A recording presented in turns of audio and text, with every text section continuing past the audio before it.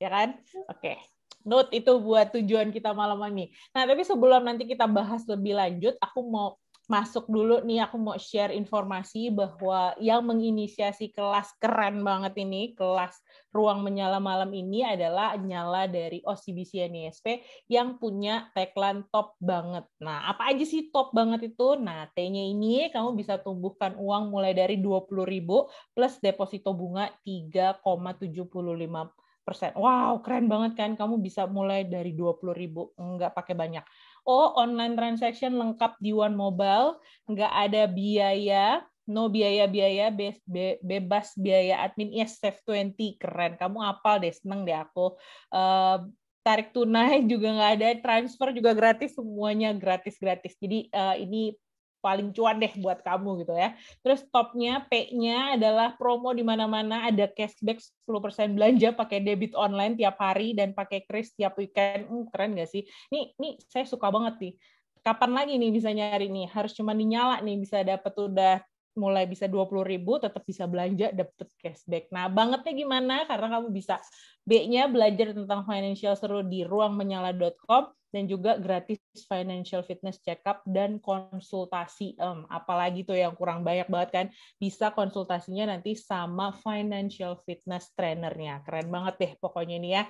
Dari semua ini, semoga mudah-mudahan nanti teman-teman yang buka nyala bisa langsung bisa financially fit loh gitu ya. Nah, at least but not least kita punya hadiah banyak nih. Buat teman-teman yang buka nyala pasti akan langsung dapat cashback 500.000 dan juga menyala kit yang isinya ada tas sama masker, kece banget.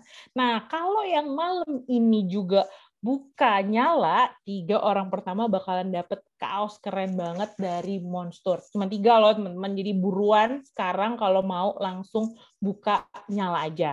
Nah, nggak cuma hari ini aja, sampai 2 hari ke depan ada juga yang bisa dapetin hadiahnya, dapat 100.000 ekstra nih dari nyala tuh. Banyak banget kan hadiahnya, mau buka tabungan aja dikasih hadiah banyak banget, keren kan? Tapi syarat dan ketentuan berlaku ya teman-teman. Jadi langsung aja buruan buka nyala, langsung buka Apple Store, Google Store-nya, langsung cari One Mobile, buka nyala di sana. Oke, nah udah nggak sabar banget nih ya, tadi nyala udah keren banget. Nah next slide-nya nih aku sebelum masuk pengen tanya dulu nih, karena di sini udah ada 200 peserta, 215 peserta. Pengen tahu nih teman-teman dapat informasi tentang kelas menyala hari ini itu dari mana? Dari Instagram OCBC NISPK, dari Instagram Ruang Menyala, dari influencer Nyala Financial Fitness Coach-nya, iklan sosial media, dari komunitas teman atau OCBC NISP cabang ngalian atau lainnya. Nah, langsung dijawab aja ya teman-teman ya, dari mana teman-teman bisa tanya. Langsung aja tuh diklik, kalau enggak nanti dia bakalan nongol terus tuh pola di situ. Kak, jangan dijawab di chat dong, Kak. Tadi di poll-nya. Oh, ini langsung Instagram account-nya Kak John. Nah, ini kayaknya fans-nya Kak John ya. Tahu dari spam. Aduh, aku mau bonus t-shirt-nya. Buka nyala sekarang langsung tuh. Insta Kak John. Ya nih, banyak banget nih fansnya Kak John yang udah ngumpul malam ini. Pasti udah nggak sabar untuk diskusi soal topik apa namanya malam ini, nyicil atau ngontrak gitu ya. Tapi ya udah deh, langsung tanpa lama-lama aku langsung ada yang nanya aja nih sama Kak Widya. Kak, nyicil apa ngontrak ini kan jadi pertanyaan semua orang gitu ya. Terus kadang-kadang juga kalau mau nyicil apa namanya mulainya gimana tuh kayak berat banget, duitnya kapan ngumpul, terus katanya banyak tuh survei-survei bilang katanya benar milenial tuh nggak bisa beli rumah gitu ya, terus kata pandemi juga nggak bisa nyicilnya gitu tuh. Gimana nih Kak Widya, silahkan. Oke, terima kasih banyak Kak Gandis. Jadi di sini juga udah pada seru ya, semuanya nggak sabar banget untuk sharing session hari ini. Oke, jadi tinggal di next, boleh dibantu? Next ya, oke, nyicil atau ngontrak, dan ini bener banget. Jadi kita ini seperti biasa, kita ada isu-isu apa yang kita angkat. Ini ada beberapa berita yang berhasil aku kumpulkan ya. Tinggal next lagi. Oke, nah next ya, adalah yang ini. Jadi yang pertama, ini adalah 5 tahun lagi katanya generasi milenial terancam tidak bisa membeli rumah. Kenapa? Karena melihat dari harga rumah yang semakin tinggi, dan juga pendapatan yang sebenarnya nggak sejalan nih dengan kenaikan harga rumah gitu kan. Nah ini fakta yang pertama gitu kan ya. Dan fakta yang kedua adalah, nah di sini meskipun akhirnya banyak orang ngambil KPR, tapi ada berita bahwa nasabah milenial yang gagal bayar meningkat selama pandemi COVID-19. Di sini bisa terlihat sejak 2020 ada kecenderungan gagal bayar meningkat gitu kan ya. Nah ini berarti adalah dua mata pisau yang berbeda nih. Jadi ada satu yang wah dia nggak bisa nih beli rumah gitu kan ya. Satu lagi dia udah beli rumah tapi ada gagal bayar gitu ya. Oke. Nextnya artinya apa sih dari dua berita tersebut? Artinya kita ini masih banyak yang belum paham mengelola keuangan. Mungkin kita masih ada yang oh ya udah ngikutin temen deh gitu kan, toh ini masa sih satu geng gue gitu di kantor udah pada nyicil KPR, gue kok belum gitu ya, kayak gitu tanpa melihat kondisi keuangannya gitu kan ya. Nah coba nih sekarang teman-teman boleh cek cicilan dan tagihan kartu kreditnya, apakah sudah lebih dari 30% pendapatan per bulan belum? Boleh nih yang punya cicilan, yang suka pakai CC, biasanya anak muda baru kerja di Kak Gandis banyak ya pakai kartu kredit kan ya, gitu ya. Iya, benar. Betul, betul, betul. Nah, mungkin dari Kak Jonathan nih, boleh cerita nih, atau nggak mau ngasih tips buat teman-teman di sini, mungkin di sini malu juga gitu ya.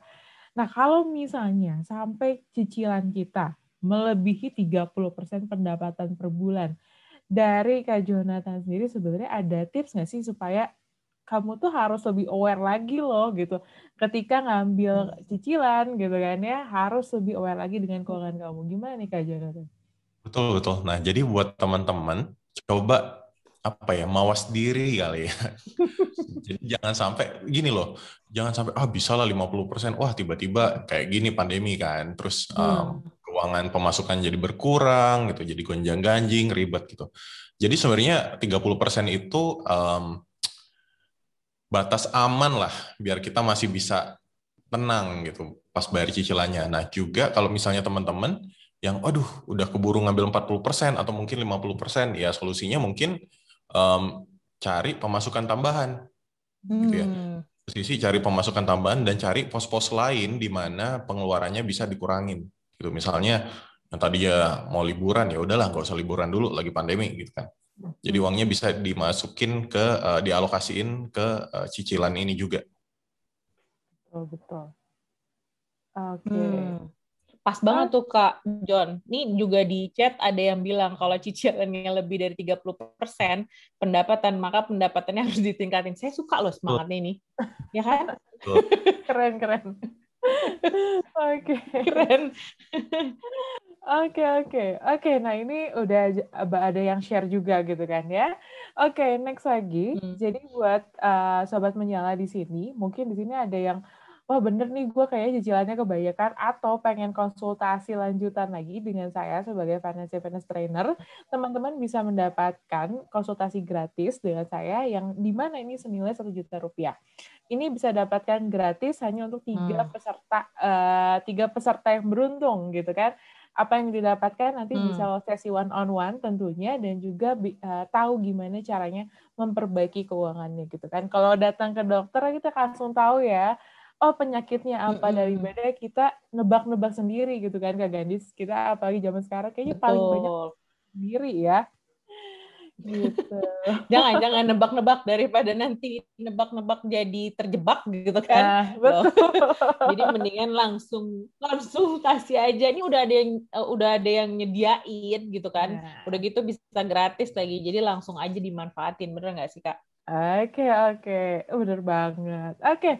Nah, ini Kak Gandis, ini teman-teman di sini juga udah ada yang nyicil gitu karena udah ada pengen masih ngontrak tapi akhir pengen punya rumah atau gimana. Ini rasanya kita langsung aja nih Kak Gandis ya. Langsung aja kita ke sharing session. Langsung kayaknya nih. Langsung.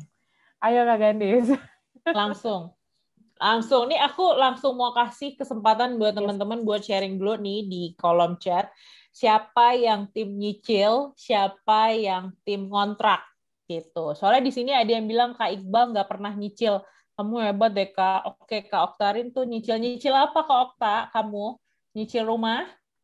KPR ya. Oh, tim nyicil rumah. Ih, tim nyicil ini tim aku nih, tim nyicil. Tadi aku seru deh sama tim sama Kak Zerin nih. Hai Kak Zerin, kamu apa kabar? Aku nggak punya cicilan kartu kredit sama sekali, bayar lunas. Luar biasa Kak Zerin. Aku kasih kamu jempol. Wow. Kamu apa kabar? Sehat-sehat ya Kak Zerin?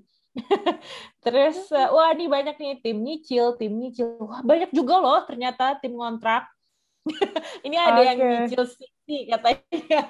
Wah ini seru banget nih, seru banget. Oke. Nah aku boleh juga nih sambil nanti kita lanjutin Kak, sebelum nanti kita mau apa namanya, boleh dong diceritain kenapa milih nyicil, terus kenapa pilih kontrak. Nah kalau yang tim yang nyicil, ini aku udah ada nih. Ilena Muljadinata. Tim nyicil pengen punya rumah sendiri. Nah, ini aku mau langsung aja kali ya. Nanti kan kita ngasih kesempatan juga buat yang tim kontrak, nih buat yang tim nyicil share. Kak Ilena, boleh nggak dinyalain audionya terus share kenapa sih apa namanya mau nyicil? Terus udah gitu cicilannya gimana? Terus sekarang udah berapa tahun gitu ya? Suka dukanya apa? Mana dia nih? Kak Ilena, halo. Ilena. Kak Ilena, halo. Iya. Kalau Langsung Kak, di-share. Gimana nih cerita pernyicilannya? Oke, kalau misalnya dari aku sendiri itu sih sebenarnya milih untuk nyicil karena mungkin setiap orang balik lagi beda-beda konsepnya. Cuman aku dari kecil diajarin juga sama orang tua kayak whatever happens pada saat kita udah bisa punya uang sendiri, mungkin untuk mobil bisa urusan belakangan, untuk barang branded bisa urusan belakangan. Mau kelaparan atau kayak bagaimanapun juga, yang penting kita punya atap kayak gitu loh. Dan menurutku kayak aku sendiri punya goal untuk punya rumah sendiri sebenarnya. Dan pada saat udah punya rumah itu, in terms of nanti aku mau gunain untuk tinggal di situ kah, atau untuk dikontrakin kah, atau untuk jadi kos-kosan, itu urusan belakangan gitu loh. Yang penting punya rumah sendiri dulu. Cuman kalau misalnya untuk sekarang masukan sih sebenarnya sekarang aku juga baru bisa nyicil rumah yang kecil-kecil dulu kayak gitu. Dan aku ngambilnya tuh yang 20 tahun cicilannya. So far kayak gitu sih masalah untuk berat atau enggak cicilannya itu udah dihitung juga dari awal. Mungkin balik lagi dari Kak Jonathan atau dari teman-teman yang lain mungkin lebih tahu ya gimana caranya supaya cicilannya tuh nggak berat. Cuma kalau dari aku pribadi, aku sih ini ilmu bego-begoan aja kayak gitu ya. Aku tuh pokoknya patokin dulu yang penting gajiku udah 3 kali lipatnya dari cicilan. Jadi kayak whatever happens, aku masih masih ada yang bisa lari ke investasi juga, dan masih ada yang bisa lari ke cicilan juga. Kayak gitu. Wow. Keren banget Kak Ilena kamu. Aku jadi belajar tuh tadi. Ada tipsnya langsung. Ya, 3 langsung kali dikasih dari tipsnya. cicilan. Keren. Kalau kamu aja yang sharing sini. Iya, keren banget sih kamu. Oke. Thank you Kak Ilena untuk sharingnya. Gimana nih Kak John atau Kak John dulu deh biar bisa menanggapi nih tadi nih. Kayak kece banget ya tadi sharingnya. Bagus pertimbangannya kayaknya udah matang ya. Dan mungkin juga ajaran orang tuanya lumayan juga gitu kan, kayak kamu harus punya gaji 3 kali ya kan, itu kan sebenarnya cicilan 30% gitu ya. Ya jadi bagus, itu pertimbangannya udah oke. Keren. Kak Widya, mau ditambahin Kak Widya? Kalau dari aku sih salut banget tuh ya, dan bener banget ini ajaran orang tua tuh sebenarnya melekat juga ke kita. Jadi semoga nih teman-temannya dari Kak Ilena juga bisa menerapkan hal yang sama nih, karena itu udah keren banget. Wow, keren. Ini juga tadi aku lagi bacain adanya Labadi Bu Vero. Kalau boleh disaran beraniin untuk cicilan tapi yang positif agar penghasilannya bisa di-convert perlahan-lahan jadi aset. Ini udah sepemahaman nih sama Kak Ilena ya. Keren banget. Nah, tapi nih sekarang kita mau ngobrol sama ada Rizka juga nih di sini. Maybe ngontrak dulu kali ya, Kak. Kak Rizka mau nggak sharing kenapa nih mau ngontrak dulu? Halo Kak Rizka Imanita. Halo. Kak Rizka.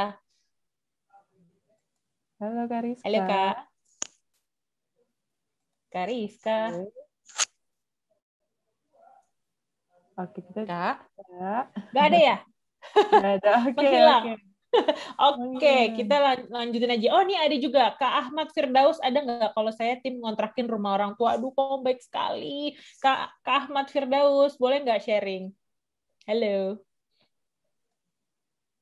Halo.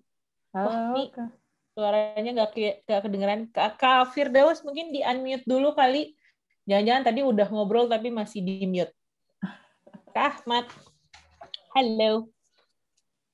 Wah, kemana nih Kak Ahmad? Oke, nih belum dapat nih aku tim kontrak. Oke, nih atau enggak Kak Dini nih, tim kontrak OTW nyicil. Nah, Kak Dini, halo. Kak Dini. Halo.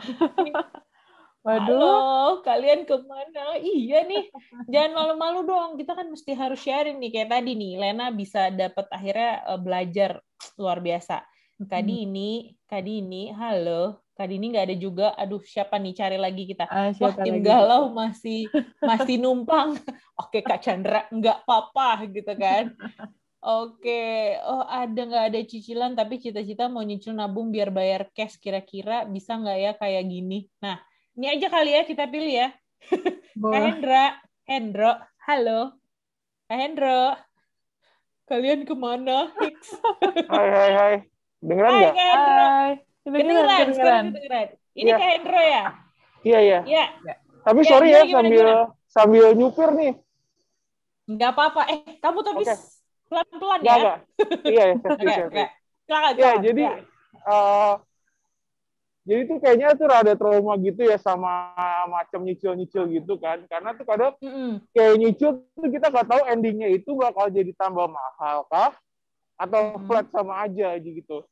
Jadi saya tuh pengennya cita-citanya tuh biar ya oke kita coba ngontrak kali ya dengan rumah yang seadanya, tapi nabungnya tuh yang pol-polan gitu. Biar dapat yang cash gitu sih. Gitu sih buat saya. Langsung jebret gitu bayar ya. Iya, karena tuh biar mantap aja gitu sekali tuntas belas gitu. Kira-kira bisa nggak sih kayak gitu ya, milenial? Pertanyaan bisa enggaknya nanti kita tanyain tipsnya nih sama Kak Jo sama Kak Widya gitu. Thank you banget udah sharing Kak Hendro. Ya, silakan Kak Jonathan. Thank you. Kamu hati-hati ya nyetirnya ya. Iya. Pas banget lagi keluar nih, tapi seru banget acaranya. Thank you. Sip. Silakan Kak. Kak Jo mau menanggapi langsung? Cita-citanya mau nyicil nabung ya, biar bayar cash. Betul. Bisa sih, bisa. Yang penting ini aja, yang penting kebutuhannya tidak mendesak gitu kan, karena nabung itu kan butuh waktu ya, apalagi kan uangnya ratusan juta gitu ya, mungkin baru berapa tahun baru bisa ada uangnya gitu. Kalau kebutuhannya masih lama juga nggak apa-apa, tapi kalau butuhnya dalam waktu mungkin 3 tahun ke depan kan susah. Jadi itu juga bisa dijadiin pertimbangan. Tapi bagus sih motivasinya menghindari bunga ya. Bagus. Iya. Oke. Kak Wid, gimana Kak Widya? Oke, nah ini seru juga sih. Jadi memang banyak juga akhirnya yang ingin beli rumah cash gitu ya. Oke, it's okay. Nanti juga kalau nabungnya memang harus ini banget ya, pol-polan, mantap. Dan Sobat Nyala juga kalau misalnya nabung itu bisa banget gunanya nih di Comsut ada yang Save 20 nih, jadi bisa menggunakan nih investasi di mobile gitu ya. Kalau yang nggak mau ribet bisa auto debit juga, langsung investasi reksadana itu bisa auto debit. Jadi nggak usah capek-capek gitu ya, kayak harus transfer gitu kan. Ini udah ada yang ngetransferin, kita udah ada yang ngaturin posnya. Jadi itu juga bisa dilakukan nih sampai dapat uang yang sebesar diinginkan nih buat beli rumah gitu. Ya, oke. Benar. Nabungnya juga mesti harus dimaksimalin ya. Yes, harus pinter-pinter juga kan. Keren. Nanti harus pakai One Mobile biar bisa nanti menggunakan dan memanfaatkan biar cepet tuh tadi kekumpul semuanya. Nah, ini satu lagi boleh nggak sih? Aku menarik banget nih di sini soalnya karena Lutfi Fauziah mudah-mudahan nanti bisa share, katanya tim ngontrak dulu selama masih anak sekolah biar fleksibel cari anak sekolah. Nah, ini prioritas nih. Kita udah mulai ngomongin prioritas nih. Tapi pengennya punya rumah besok kalau anak udah kuliah. Nah, gimana nih? Kalau Lutfi mau share nggak nih pandangannya? Halo. Selamat malam. Selamat malam boleh semuanya. Dong. Iya, selamat malam. Silakan. Ya, maaf ya ada noise anak yang main. Nggak apa-apa, silakan. Iya, jadi kalau ini kan masing-masing prioritas lagi balik ya. Mungkin kalau yang masih single masih belum ada prioritas anak itu sekolah. Kalau kebetulan untuk aku dan suami itu salah satu yang jadi prioritas itu adalah pendidikan anak gitu kan. Nah, kebetulan aku tuh tinggal di Jogja yang mana harga properti itu udah gila-gilaan. Dan untuk sekolah gitu kan yang bagus kebanyakan di pusat kota, di Sleman, di kota Jogja gitu. Halo Mas Iqbal, Jogja. Nah jadi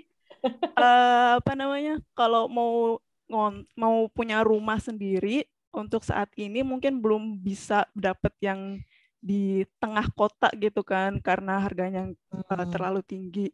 Tapi pengen punya anak sekolah di sekolah yang bagus gitu. Kalau misalnya kita ngontrak kan misalnya nanti SD-nya di mana, kita bisa ngikutin tuh pindah ke dekat SD-nya biar anak nggak terlalu capek di perjalanan juga gitu. Tapi nanti kalau anak udah kuliah, itu kan dia bisa kos, sudah bisa dilepas sendiri, pengennya nyarinya agak di pinggiran deh, nggak di tengah kota biar harganya juga dapat yang oke gitu. Sambil ngumpulin, gitu ya? Udah punya halaman deh yang paling enggak. Sambil ngumpulin uang DP gitu, pengennya sih bangun sendiri, nggak yang nggak yang dari developer karena ya gitulah. Wah, menarik banget nih sharingnya. Thank you Kak Lutfi. Ya, ini prioritasnya adalah ngedeketin rumahnya itu ke sekolah anak. Jadi pilihnya ngontrak naik. Mungkin aku langsung tidak tanya dulu karena ini nanti akan keren banget nih kalau nanti dilanjutin nanti sama Kak Jonathan karena kita akan ngebahas soal prioritasnya dulu nih sebelum nentuin mau nyicil apa ngontrak nih, menarik banget gitu. Soalnya iyalah pastinya nyicil ngontrak ini adalah sebuah keputusan yang besar gitu ya karena membutuhkan duitnya yang juga banyak gitu ya. Apalagi juga ada yang bilang pernah umur 25 tahun katanya harus punya rumah nih. Aku agak sedikit malu nih kalau looking back lagi selain udah nggak umur 25 gitu ya, tapi pas lihat umur 25 aduh aku belum kemana-mana nih kayaknya masih di situ-situ aja gitu. Tapi kan kondisi keuangan orang beda-beda, prioritasnya juga beda. Tadi kayak Lutfi Fauzia juga bilang gue pilih ngontrak karena gue mau deket sekolah anaknya. Jadi kayaknya gue langsung pengen banget nih minta Coach Jonathan untuk share lebih lanjut nih Kak. Silahkan Kak. Baik, itu tapi aku setuju sih. Nanti aku bahas lagi ya. Aku mau share dulu. Udah siapin materinya.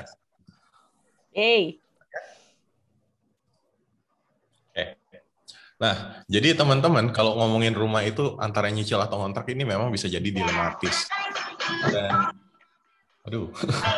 bisa dibilang rumah itu sendiri itu adalah high involvement purchase ya. High involvement maksudnya apa? Maksudnya mikirnya itu harus harus dipikirin benar-benar karena kalau kita salah beli atau kita salah kredit atau salah melakukan pertimbangan keuangan itu efeknya bisa jangka panjang, bisa jadi cedera finansial, misalnya wah ngambil KPR ternyata KPR-nya kegedean, atau misalnya beli rumah, wah ternyata beli rumahnya malah nyusahin kita buat berangkat kerja atau sekolah atau ngantor gitu ya. Nah, dan yang pertama-tama mungkin ini buat teman-teman juga mau ngontrak atau nyicil sebenarnya nggak ada yang salah gitu, karena masing-masing punya kebutuhan yang beda-beda, prioritas yang berbeda. Gitu. Kalau ada uangnya buat ngontrak sekarang, pengen apa ya? Tadi ada yang bilang, oh saya pengen ngumpulin duit dulu biar bisa beli cash. Nah, oleh karena itu mungkin sekarang ngontrak dulu nggak apa-apa juga gitu ya. Dan ingat bahwa kebutuhan kalian sendiri, kalian yang mengerti. Ini aku mau coba kasih beberapa pertimbangan. Nah, yang pertama, misalnya mau beli rumah. Oke, mau beli rumah. Ini ada pertimbangannya nih. Yang pertama, pikirin dulu kebutuhannya apa, gitu ya. Misalnya tadi ada yang bilang, oh saya mau rumah buat keluarga di mana anak saya sekolahnya itu bisa gampang gitu, yang dekat dengan sekolah. Saya setuju. Dan yang lebih penting sebenarnya tips juga nih, kalau sekolah cari yang dekat SMA bagus. Kalau di Jakarta kan sudah ada sistem zonasi ya. Jadi ya udah kamu bisa masuk SMA yang dekat-dekat di daerah kamu gitu. Nah, silakan coba cari di daerah masing-masing karena menurut saya SMA itu titik paling penting buat orang membangun network. Gitu. Network dimulai dari SMA. cari dekat SMA favorit pokoknya. Dan setelah saya ngobrol-ngobrol dengan teman-teman yang sekarang udah CEO startup gitu ya misalnya, mereka ingat, wah iya dulu kita main Counter Strike di warnet ini sama si CEO yang startup yang itu gitu. Jadi network mereka sebenarnya dimulai dari SMA, dan SMA yang bagus itu bisa jadi modal yang bagus buat anak bisa sukses gitu ya. Nah terus kebutuhannya apa bisa dilihat, apakah misalnya ada kebutuhan buat orang tua gitu. Nah orang tua kan harus dilihat gitu, bisa nggak dia naik turun tangga gitu ya, cek-cek juga. Terus misalnya berikutnya adalah biayanya berapa gitu ya. Tadi ada yang ngomong, biayanya segini saya mau lunas, ya silahkan gitu. Jangan sampai cicilan lebih besar dari 30% tadi gitu.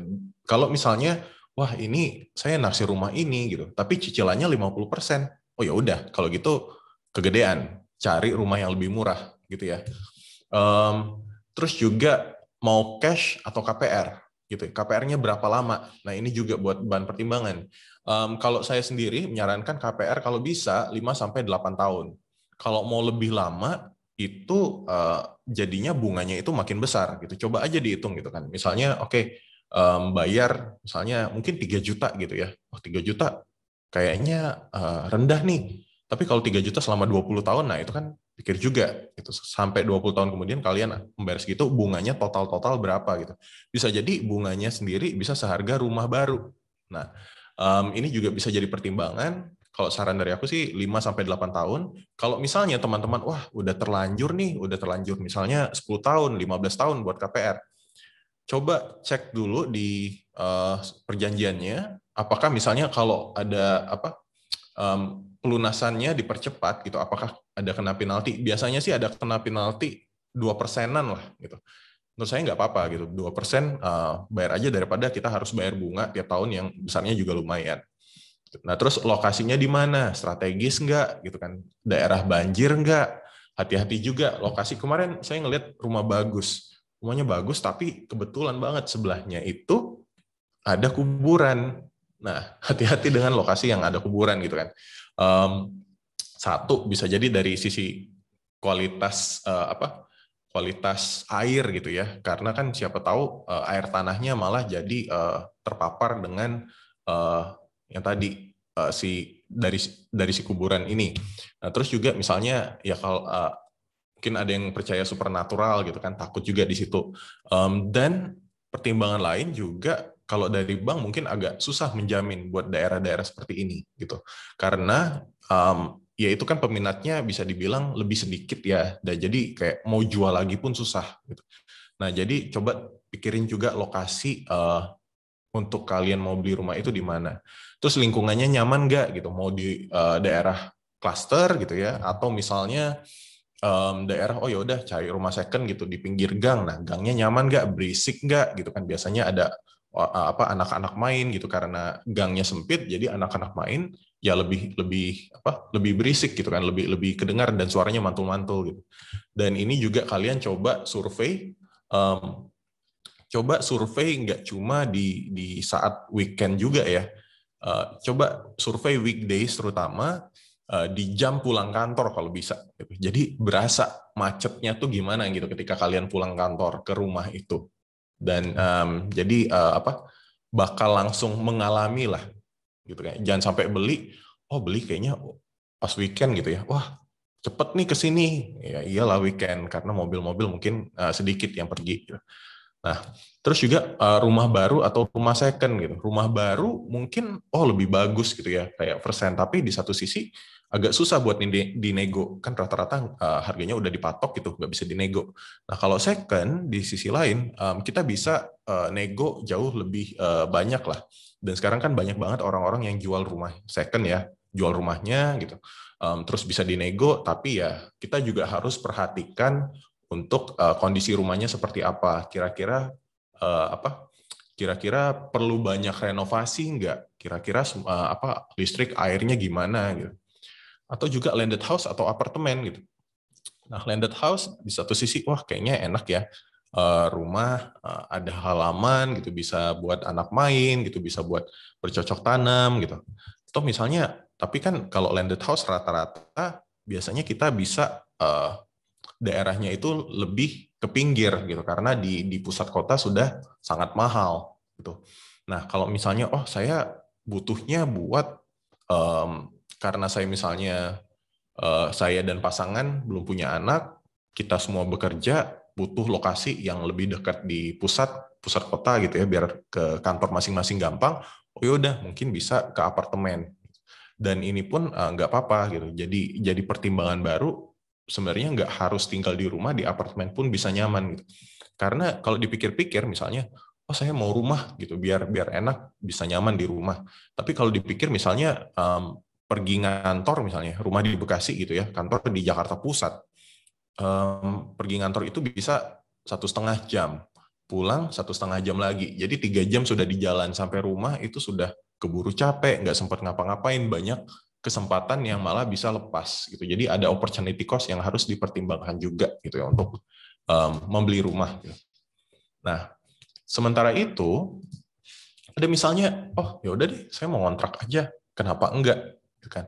Ibaratnya sekarang ketika kita lihat banyak sekali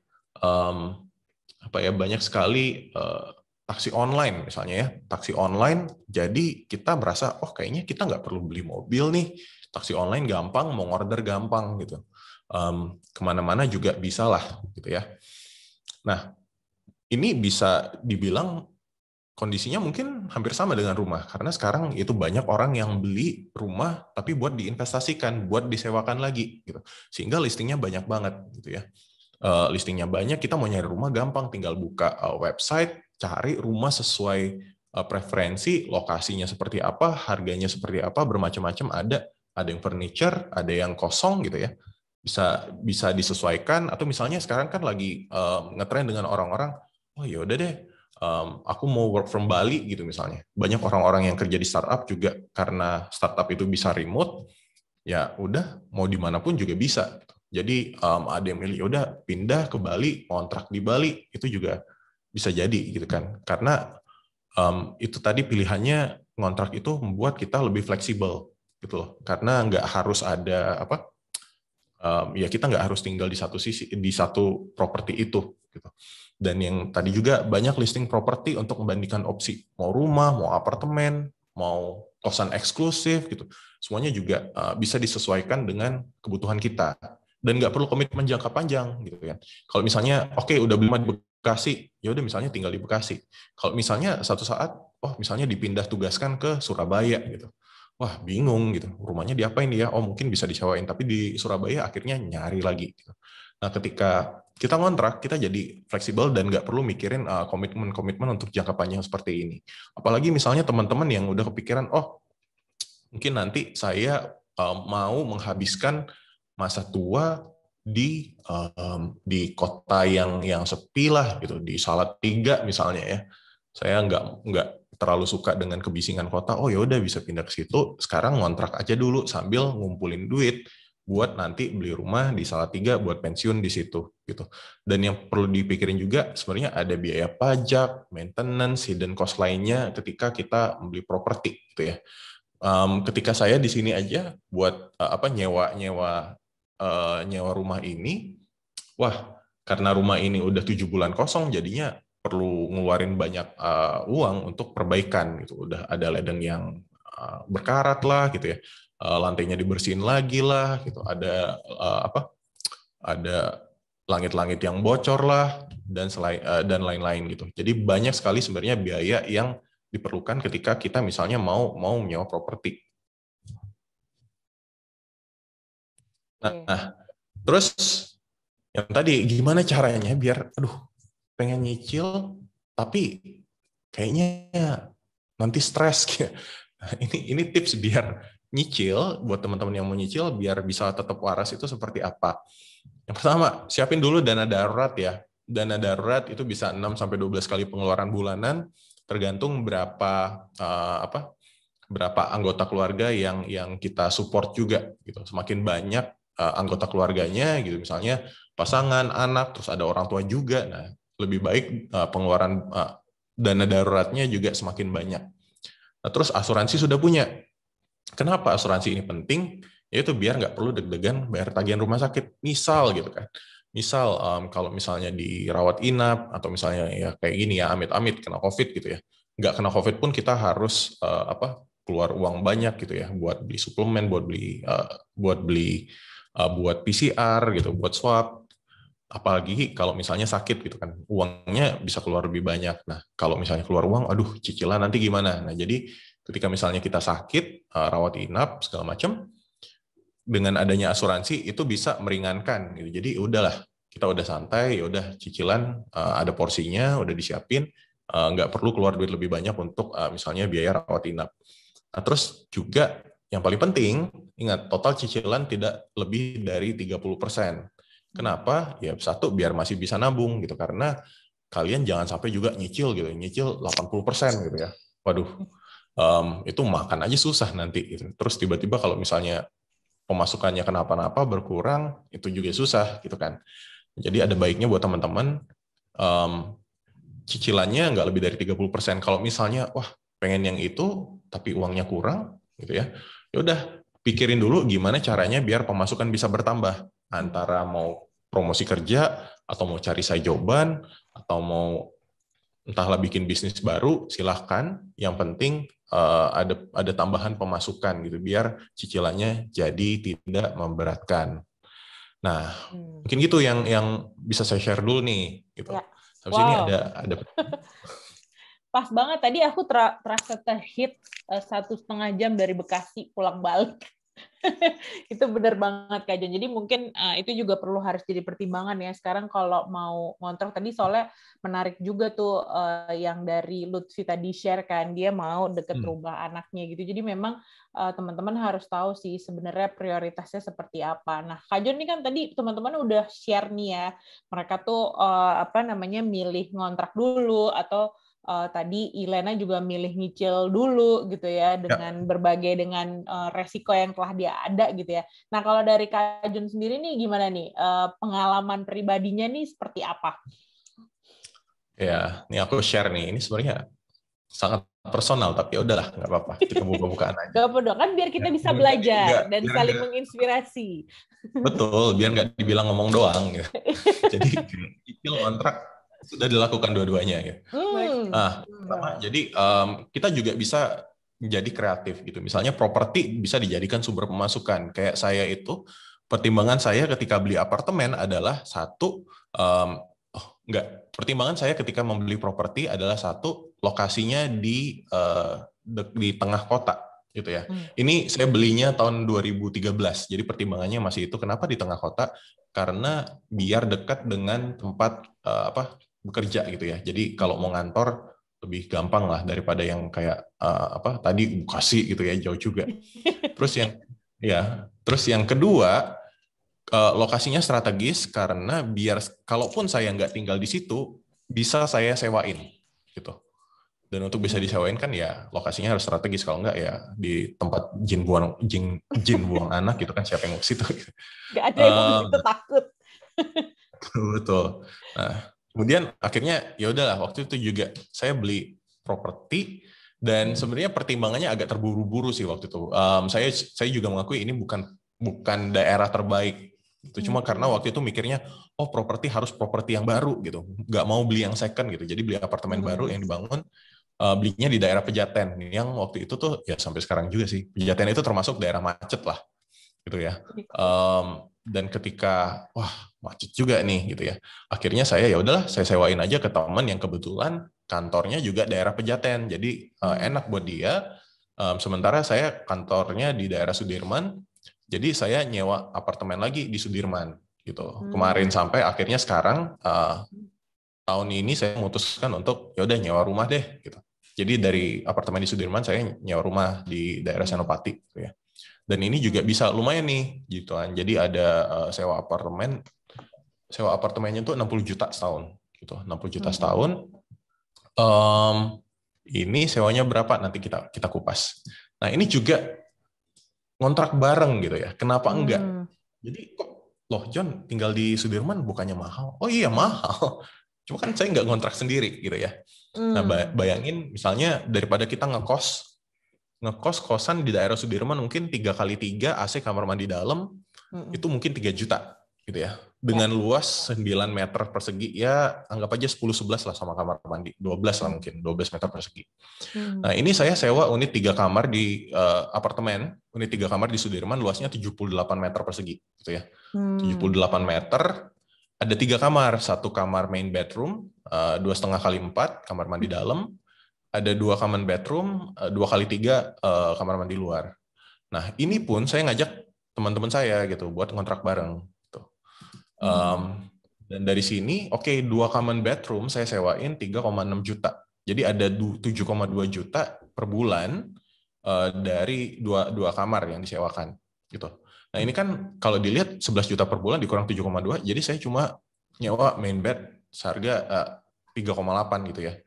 Dan juga kan ada ruang tamu, ada dapur, ada tempat makan gitu ya, dining room gitu. Jadi dengan harga yang selisihnya dikit lah dibanding kosan gitu, kosan yang mungkin eksklusif ya, tapi dapat luasan lebih banyak gitu. Dan ada interaksinya juga gitu ya, interaksi sama teman-teman, bisa ngobrol juga, kalau sakit juga ada yang bantu ngurus gitu.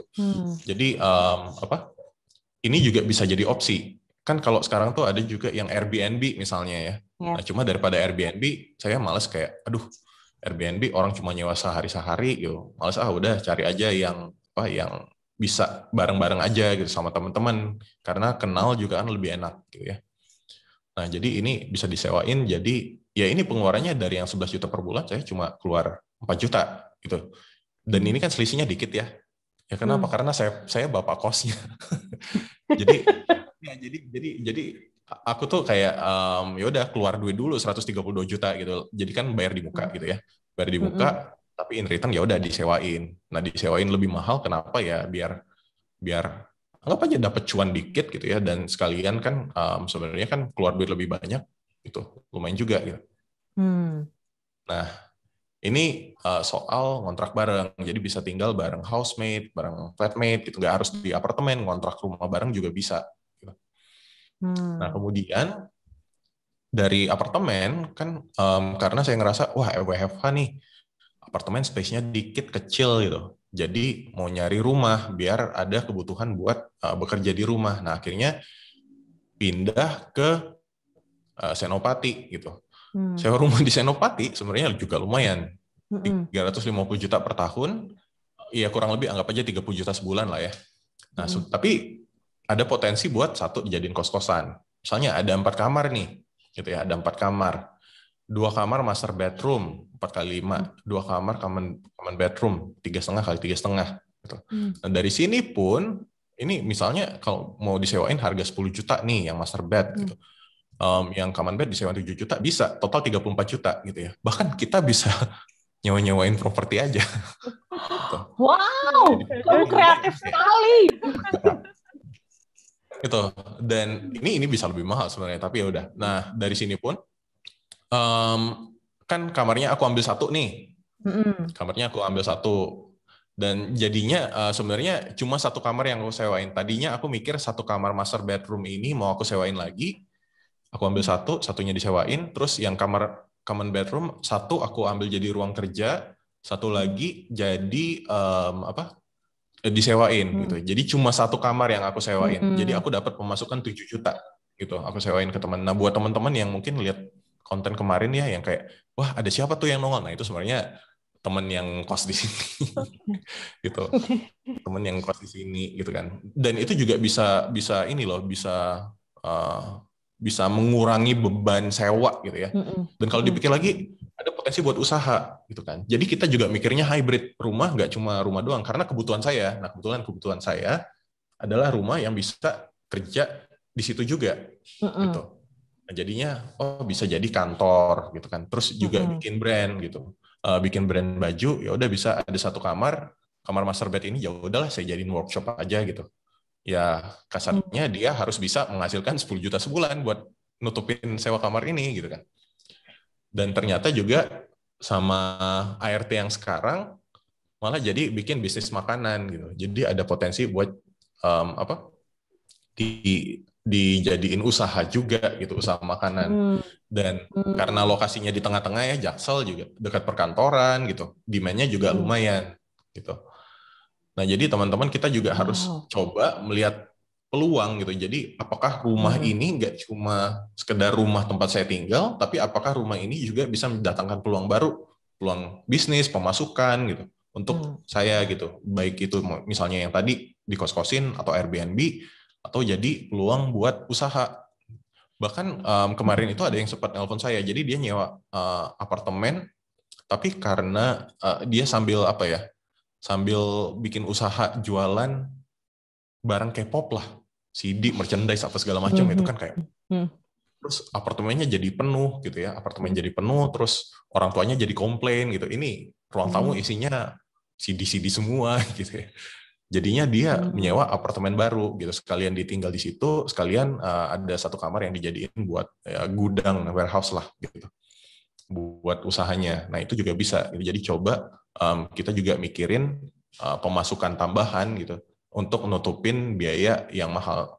Nah ini kan kalau bisa dibilang, 30 juta per bulan mahal banget. Oke, tapi kalau 30 juta per bulan bisa menghasilkan 40 juta atau 50 juta per bulan, kan nutup juga gitu ya. Mikirnya juga harus seperti itu gitu. Nah, kamu sendiri jadinya nyicil atau tim kontrak nih? Silakan teman-teman sesuaikan lah. Iya, aku jadi ragu nih. Tadi pertama aku tim nyicil gitu ya. Tapi kok tadi belajar dari Kak Jo nih menarik banget nih. Ini tips banget nih teman-teman ya. Berarti milih rumah itu bukan cuma sekedar cocok-cocokan, tapi juga harus dilihat potensinya kayak apa, bener ya?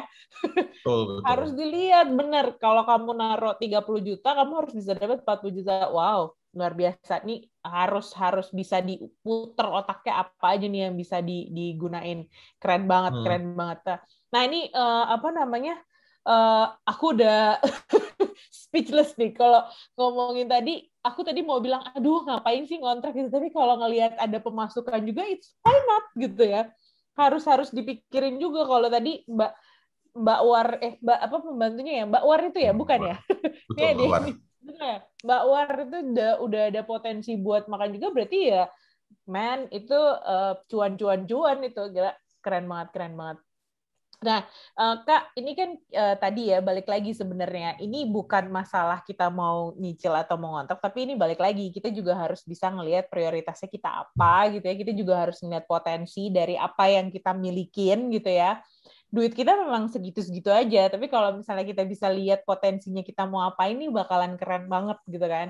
Berarti it's not just about kita harus butuh duit banyak, tapi kreativitas kamu juga untuk bisa menggulung nih semua aset yang kamu punya, walaupun tadi asetnya aset kontrak ya, Kak John. Tapi kalau misalnya kamu bisa manfaatin itu lebih keren banget sih gitu. Oke, nah Kak, sebelum nanti aku balikin lagi nih ke Kak Widya nih ya, aku tuh cuma pengen nanya sih sama teman-teman di sini gitu ya.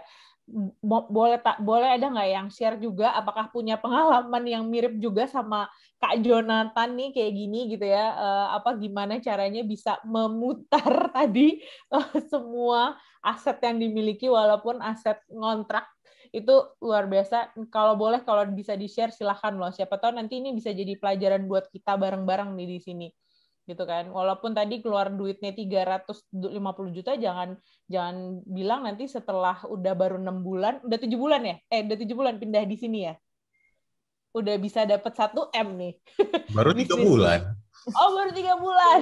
Nanti tunggu nih 6 bulan bisa nutup lah, 3 bulan lumayan lah. 3 bulan nutup. Wah, 3 bulan udah nutup kan. Wow, keren banget sih. Keren banget ya, Kawit. Keren banget. Keren banget. Kita langsung wow. Iya, aku langsung oke, baiklah, kita ini adalah ini yang baru gitu. Nah ini ada yang ngobrol juga nih. Kalau dilihat dari investasi, lebih potensi mana nih, ngontrak sambil duitnya diputar atau nyicil dengan harga properti yang akan naik terus. Nah ini juga perspektif yang menarik. Tapi balik lagi ya Kak John, kita harus lihat potensinya ya. Jadi silakan kalau misalnya Kak John ada yang bisa ditanggapi nih dari pertanyaannya Gladys nih. Oke, jadi balik lagi kan, apakah kalau misalnya tujuan kamu sebenarnya gue pengen biar duitnya muter, jadi lebih besar gitu ya. Ya mungkin solusinya nggak cuma beli properti, gitu kan. Bisa jadi investasi gitu. Jadi solusinya banyak. Nah, tapi kan aku mikirnya dibalik. Oke, aku pengen tempat tinggal yang kurang lebih nyaman, tapi juga bisa menghasilkan, gitu. Nah itu jadi oke. Nah ini pun sambil menjawab dari Erwin juga nih. Iya ada resiko nggak dapat penyewa. Nah makanya aku pertimbangannya kenapa Senopati karena lokasinya tengah-tengah gitu ya. Kalau misalnya sebenarnya ada rumah bagus di Lebak Bulus gitu ya, ada klaster bagus lah di Lebak Bulus. Tapi kalau aku nyewa di situ nggak ada yang mau ikut.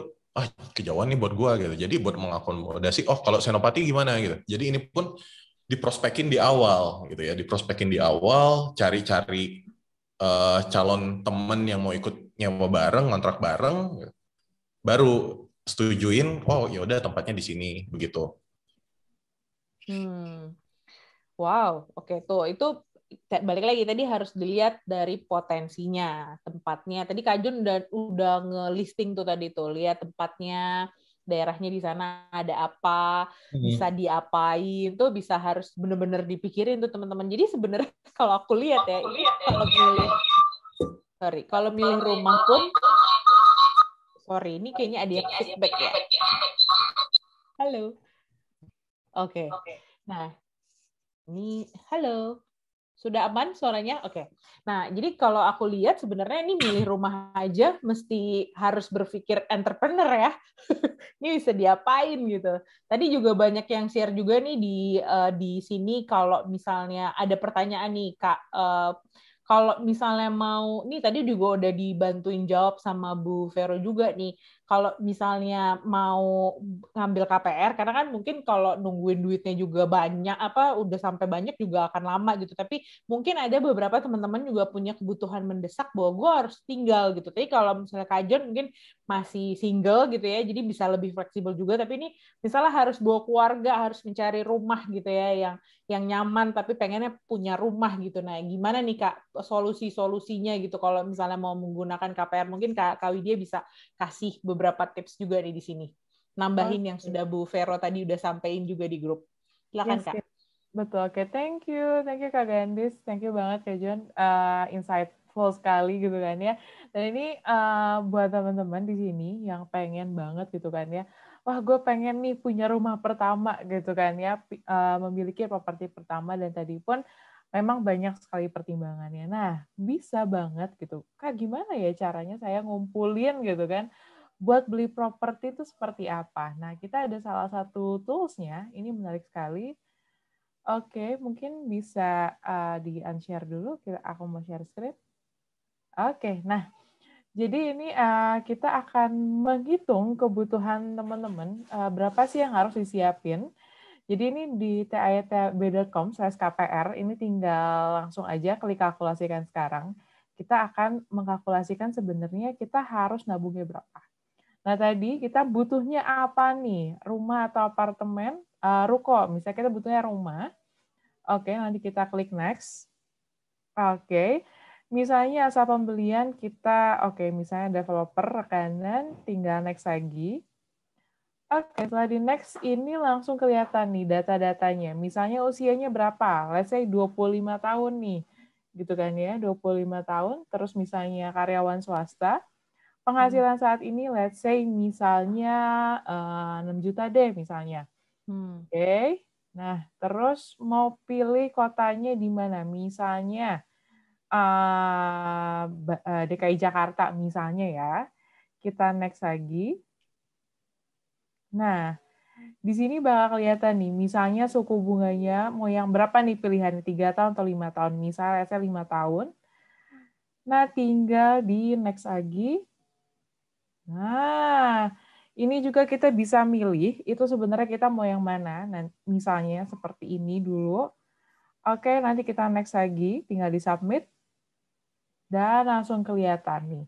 Wah, jadi kalau misalnya mau dari kalkulasi, rumahnya tuh harga sekian dengan cicilan sekian gitu kan, perkiraan DP ideal 10% dengan masa tenor ideal 25 tahun. Nanti juga bisa langsung download simulasi KPR ya. Contohnya nih, misalnya tadi saya udah download. ini kelihatan nih, oh ternyata KPR-nya tuh dalam waktu 5 tahun nih masih ini cicilannya masih oke gitu kan ya. Nah ini juga kelihatan, kita udah tahu estimasinya. Jadi tadi yang dilakukan oleh Kak Ilena bisa dilakukan oleh kita juga gitu kan. Perhitungannya sekarang mudah banget lewat website aja udah bisa gitu ya. Dan nanti teman-teman kalau ada pertanyaan lagi juga boleh banget. Dan tadi menarik juga ini 5 tahun flat nih gitu kan ya. Nah oke, saya kembali lagi ke slide. Jadi buat teman-teman di sini, jadi keuntungannya apa sih gitu kan? Apa sih bedanya KPR yang ada di sini gitu? Kita namanya KPR Easy Start. Ini buat teman-teman yang ingin punya rumah pertama. Oke, next lagi. Nah, ini keuntungannya apa? Tadi plafonnya hingga 2,5 miliar, cicilannya ringan mulai dari 1 juta dan jangka waktunya bisa 25 tahun dan 20 tahun. Bisa untuk beli rumah atau apartemen, bisa untuk fasilitas KPR yang kedua, dan usia mulai dari 21 hingga 40 tahun saat akad kredit. Jadi ini bisa banget dilakuin buat teman-teman gitu di sini yang mau punya KPR pertama. Dan tadi kalau mau nyiapin DP-nya itu bisa banget menggunakan kita banyak banget investasi, ada reksadana gitu, ada obligasi, itu boleh banget digunakan lewat One Mobile. Gitu Kak Gandhi, seru banget ya. Ternyata beli rumah pertama sekarang udah bukan impian lagi Kak Gandhi. Iya betul, harus mencari juga nih potensinya ya, luar biasa sih, keren banget. Tapi ini ada kasus juga nih, kalau ada kasus gini gimana nih, ngontrak deket kantor tapi nyicilnya jauh dari kantor, kalau menurut teman-teman gimana? Tadi ini balik lagi ya Kak Jo, kalau misalnya ini bisa ngikutin apa yang dilakukan sama Kak Jo nih sekarang, kita tetap nyicil rumah yang jauh dari kantor, tapi kita bisa sewain mungkin ya rumahnya gitu ya untuk jadi tambah pemasukan. Terus nanti misalnya kita juga bisa ngontrak dekat kantor yang tadi potensinya harus dilihat nih, kita bisa kembanginnya seperti apa gitu.